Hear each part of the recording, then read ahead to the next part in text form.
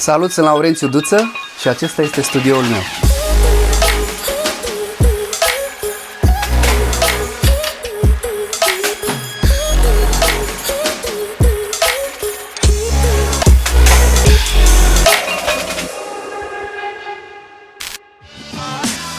O vorbă veche românească spune că lauda de sine nu miroasea bine, dar trebuie să ne lăudăm, nu? Că trebuie să arătăm cu ce ne facem treaba. Începem cu microfoanele. Asta este un Sony C800G. Este un microfon mai nou, nu foarte nou, dar e pop vocal chain, adică mare parte din rapperi și din, nu numai rapperi, și artiștii cântăreții din America și din Europa l-au folosit și încă îl folosesc, adică e foarte folosit. Un microfon foarte deschis. Bătrânul U87, primul microfon pe care l-am cumpărat cu foarte mulți ani în urmă, atunci când am deschis studioul. Încă trag cu el. Cu microfonul ăsta am tras mai puține piese că l-am achiziționat mai de curând. Ok, mergem mai departe. Din microfon mergem în compresorul ăsta, TubeTech CL1B, un compresor pe lampă, foarte clean, foarte curat și la fel, cam ăsta e lanțul la mulți dintre producătorii sau inginerii de sunet de afară. Este super folosit pe voci. Mai departe din ăsta mergem un preamp, este un Brent Averil care folosește module originale NIV. Am avut norocul să-l achiziționez din America când au început ei, când au deschis firma, cred că acum vreo 15-20 de ani, și chiar foloseau module originale. După aia au început să facă ei module care să sune aproape identic, dar sunt mândru că e un modul original NIV, e 1272, nu e 1073, cum știe toată lumea, dar am făcut test între 1073 și 1272. Diferențele aproape că nu le auzi. Apoi din NIV, din preamp, mergem mai departe în convertor, adică Dangerous Convert AD+, care convertește semnalul analog în digital, adică în computer, din analog intrăm în computer care e digital, iar treaba acestui preamp este să ne convertească sunetul în așa fel încât să nu avem pierderi. Are două inputuri, un input mono pentru microfon și un input stereo pentru clapele astea cu care mai trag anumite sunete. O să vorbim probabil la momentul oportun despre ele. Cam asta este vocal chain-ul, lanțul vocal vocilor, cum să zicem în românește. Ne-am uitat mai mult la tutoriale de afară și folosim termenii ăștia în engleză. Monitoarele pe care le folosesc sunt Quested VS2108. Le am din 2002, între timp a mai apărut un model, se numesc Quested V2108. Sunt foarte mulțumit de ele, monitoare high-end. La vremea aia știu că m-am dus hotărât să iau GNL-uri, nu mai știu exact ce model, dar tipul care vindea acolo la magazinul din München mi-a recomandat să le iau pe astea și a zis că o să-i mulțumesc și așa a fost. Deși nu sunt foarte cunoscute, nu mulți le au în studiouri. Hans Zimmer, compozitorul Hans Zimmer, care face muzică pentru filme, am înțeles că le are, și le-am văzut și la producătorul care a făcut Monkey Business, sau cum se numește piesa aia. Da, am rămas surprins să le văd acolo și multe chestii pe care le am și în studio le avea și tipul care a produs piesa aia, așa că da, nu sunt foarte, foarte, foarte cunoscute, dar sună bine. Eu sunt mulțumit și nu le-aș schimba. Deși acasă lucrez pe Proacuri, care iară sunt niște monitoare legendare, le folosește Șerban Ghenea, unul dintre cel mai buni ingineri de sunet din lume, care este un român stabilit în America.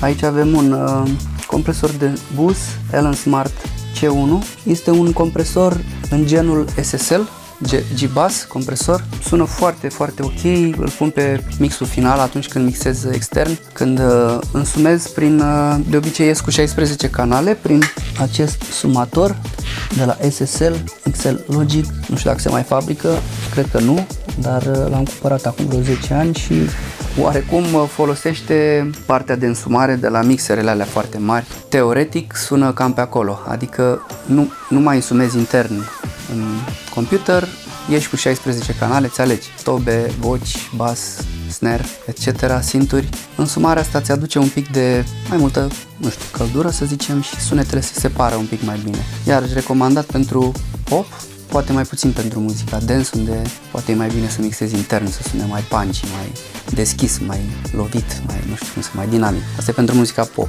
mai călduț, mai 3 sudezi, de exemplu, majoritatea pieselor prin sumatorul ăsta le-am mixat. Aici avem un alt convertor de la Dangerous care este pe audiție, adică să nu ai absolut nicio pierdere când asculti pe boxe. Legat cu Dangerous Remote-ul și cu Dangerous Monitor ST-ul, care sunt de la aceeași firmă și am vrut să nu fie deloc pierderi pe parcurs, pe traseul audiției. Bineînțeles, un furman care ține tensiunea, adică nu ține tensiunea sub control, în cazul unor picuri sau cade curentul și revine brusc, să nu aresi ceva pe aici prin studio.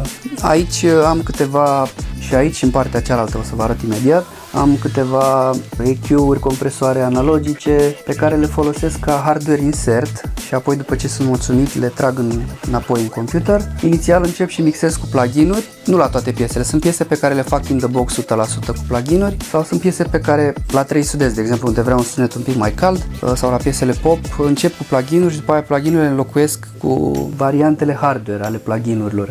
De exemplu, API 550B există și pe UAD, există și la Waves, distresorul există acum și pe UAD și așa mai departe și sunt acolo 90%, dar ceva, acel 10% le lipsește pluginurilor. API 550 de obicei le folosesc pe Premiere, la Tobe, API 560B folosesc de obicei pe Kick, aici avem API 525 care le folosesc fie pe chitară acustică, fie pe voci.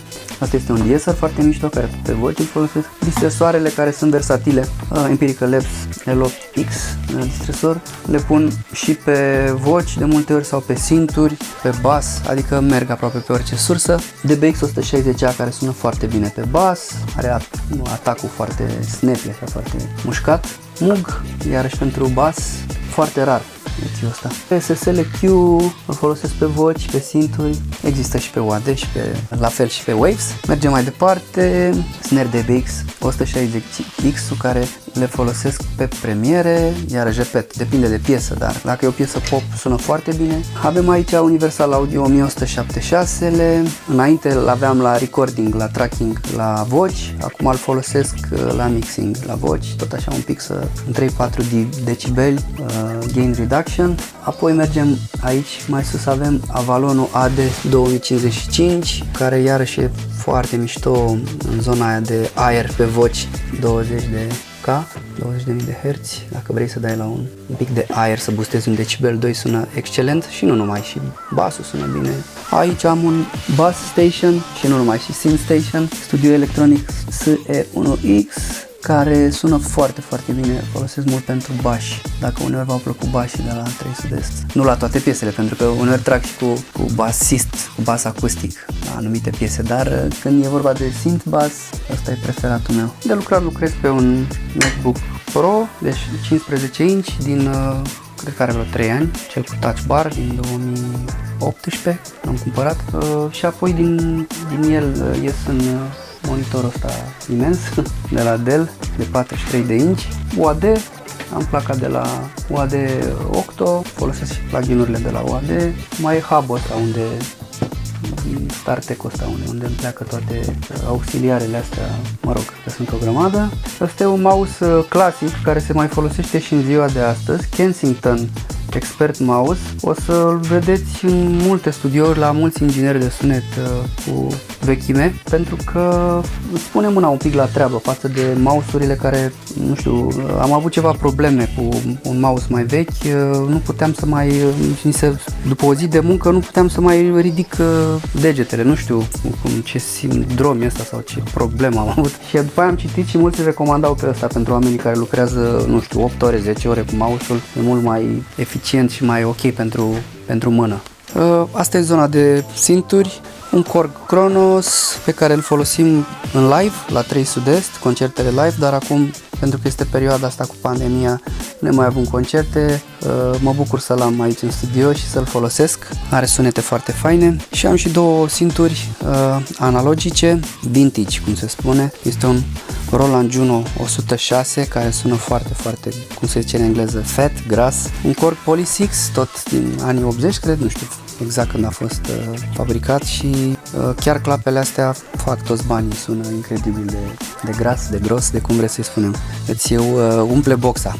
Mai am un micromodular, e tot un modul de synth, îl mai folosesc când și când, de la Clavia, e o firmă suedeză, un Yamaha CS01, dar îl folosesc la fel, mai răruț, Și cam asta ar fi.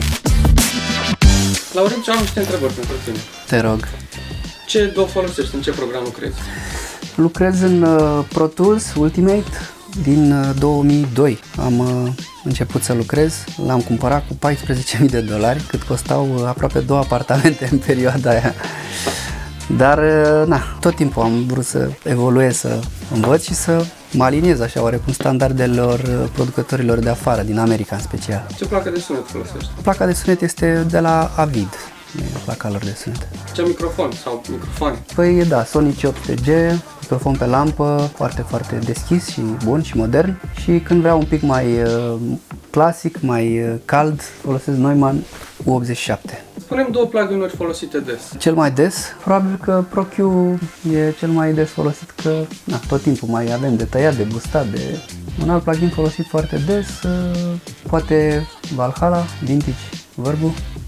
Și ca VST, bancă de sunet? Aici am mai multe cu care lucrez. Contactul pentru sunetele mai clasice, piane, viori, etc.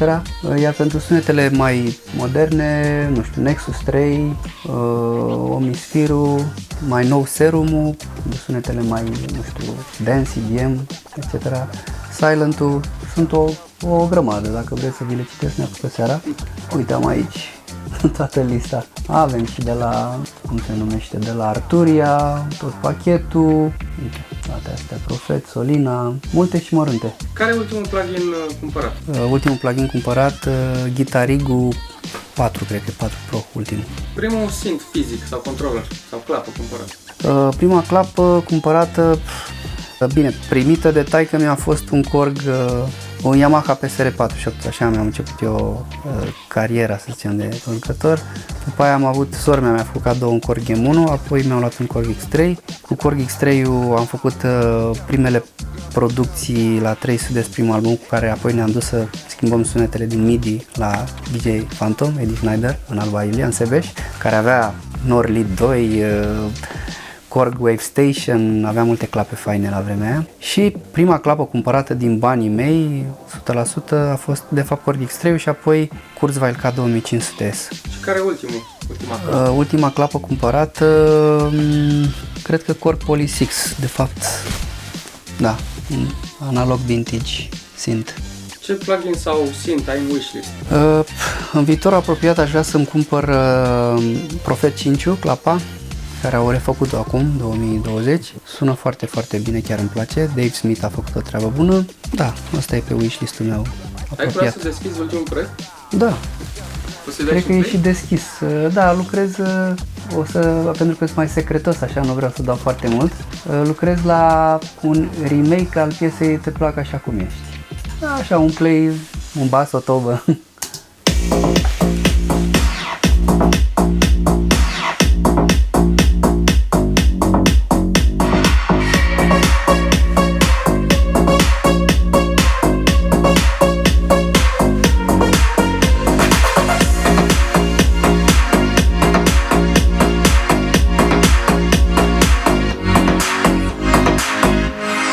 Ceva de genul ăsta. Da, n-am vrut nici să mă îndepărtez foarte, foarte mult de original, dar totuși să-i dăm așa un upgrade, să sune mai actual, cum ai spus tu.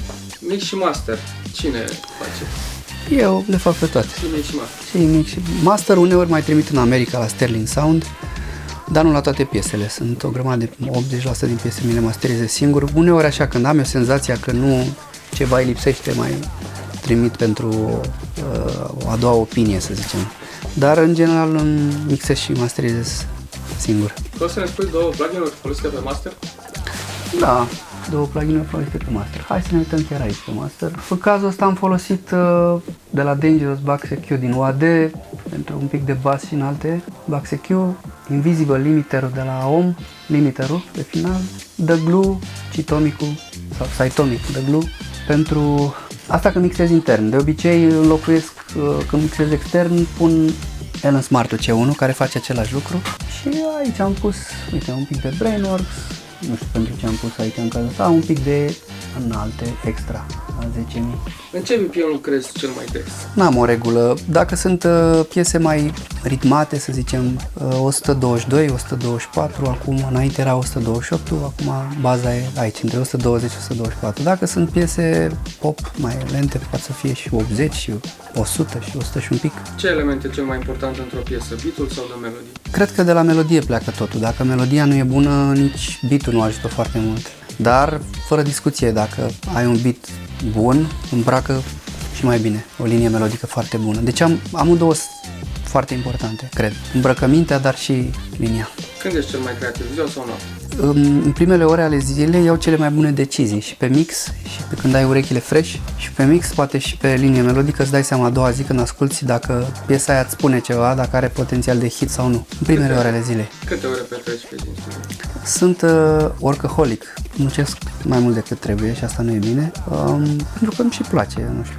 Muzica e și meseria mea, dar și hobby-ul meu, pasiunea mea, poate 10 ore, 12 ore pe zi, deși e cam mult. Teoretic ar trebui 7-8 ore și să mă opresc, dar nu depășesc de cele mai multe ori. Cât de importantă este tratarea unui studio? Este foarte importantă. Eu aici am studioul ăsta ca un mic, o să facem un mic istoric. Studioul ăsta există din 1999, de 22 de ani. Arăta un pic diferit, tratamentul ăsta de, acum avem, cum se numesc, de rigips, pereți de rigips, dar așa am găsit cu găurile acestea.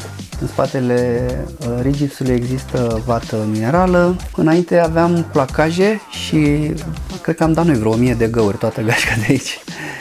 Am găurit placajul. Ulterior am găsit rigipsul ăsta gata găurit, dar nu, camera nu e făcută cu un acustician. Am un proiect făcut de un acustician foarte bun, dar nici acum nu am reușit să mă apuc să-l fac, să-mi fac timp și curaj să scot totul de pe aici. Ar fi deranj așa, probabil o lună și ceva și mi-e cam frică să mă apuc. Dar m-am și obișnuit cu camera și un pic mi-ar fi frică să o fac de la zero. S-ar putea sunetul să se schimbe radical și să-mi iau o perioadă să mă obișnuiesc cu sunetul. Ce gen muzical se încadrează producțiile tale? Pop, dance, mai mult pop în ultima perioadă, dar am început să fac din nou și producții dance. Ce platformă preferi, YouTube sau Spotify? Spotify pentru audio, YouTube pentru video. Amândouă sunt ok. Nu am folosit YouTube Music, am și Spotify și am și Apple Music. Ce muzică asculti în timpul liber? Nu prea ascult, doar așa în mașină mai dau la radio sau îmi ascult, pentru că petrec atât de mult timp în studio încât sunt obosit să mai ascult și alte producții. De ce obiect ești dependent în afară de telefon? De laptop. Cum vezi industria muzicii în următorii 3 ani? În următorii 3 ani, probabil o întoarcere ușoară la muzica anilor 80-90, cred. Cel puțin asta se întâmplă acum și cred că tendința asta va mai continua o perioadă. Sunt perioade, ați văzut, a fost perioada reggaeton, înainte de reggaeton perioada baladelor, apoi înainte de balade perioada reggae, înainte de perioada reggae a fost perioada popcorn dance românesc, care a luat cu asalt lumea și oarecum ne întoarcem așa totul e ciclic, 80, 90, 2000, până vine cineva și dă un nou trend, care de fapt probabil o combinație din mai multe genuri. Cred că muzica, oricum, 80-90% s-a scris deja. Dar mai apare câte o piesă surprinzătoare, în general din muzica dance. Întotdeauna vine cineva cu o chestie care te uimește, schimbă trendul. Care ar fi etapele unui artist la început de carieră? Ce ar trebui să facă? Ce ar trebui să facă, da.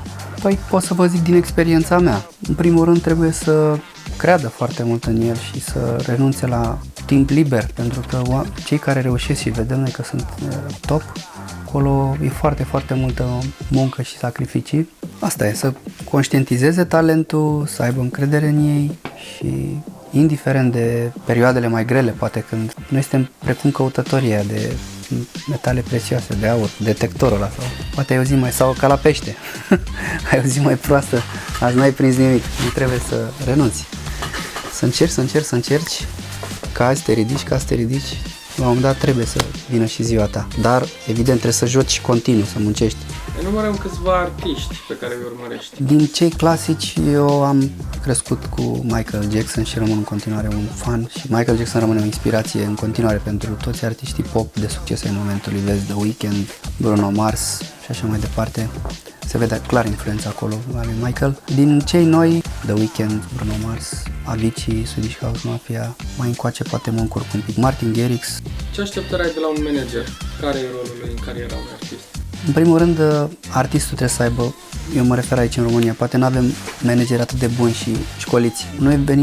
Eu vin într-o generație unde la început a trebuit să facem cam totul singuri, și management, și mix, și master, și pentru că așa erau vremurile, prețurile și în continuare prețurile pentru un cântec pe studio sunt mici și greu de împărțit între foarte mulți oameni. Dar bine, asta nu înseamnă că nu colaborez, fac sesiuni de scriere, sunt piese unde am scris împreună cu alți 3-4 compozitori. Rolul managerului este foarte important, dar în primul rând artistul sau să zicem, producător, compozitor, trebuie să aibă el propria lui viziune, pe care apoi să o împărtășească cu managerul și managerul să îi ducă viziunea mai departe. Mai rar vine un manager la tine cu o viziune altfel, nu știu, cumva să te vadă, să te descrie altfel și să te ducă într-o zonă altfel decât o vezi tu. E o colaborare, să zicem, Sunt și manageri cu viziune care văd poate un talent insuficient exploatat și poate duce și îl poate șlefui și îl poate duce într-o zonă unde el poate nici nu s-a gândit. Dar mai rar la noi în țară am auzit povestea asta. Care e ultima piesă produsă la asta? E o piesă produsă împreună cu Doni, de fapt ideea a plecat de la el, eu am făcut producție adițională, Barcelona, cu Andra, Doni și Mateo. Și avem vreo 3 piese pe care le vom lansa acum, urmează să le lansăm. Asta vreau să te întreb, care ar fi următoarea piesă lansată? 3 Sud-Est, dar nu spun cu cine, e o surpriză, avem un feat foarte important pentru noi și pentru cariera noastră. Următoarea piesă Doni, la fel, feat cu cineva surpriză. Următorul single, am și un artist nou pentru care lucrez acum, o fată foarte talentată din Constanța, Erica Isaac. Urmează și ea cântă și în următorul single cu Doni, este invitată, dar urmează să aibă și piesa ei solo. Am piese frumoase în lucru și multe altele. Laurențiu, asta a fost întrebările, mulțumim frumos. Și eu vă mulțumesc. Acum că ați văzut studioul meu, nu uitați să dați subscribe la canal.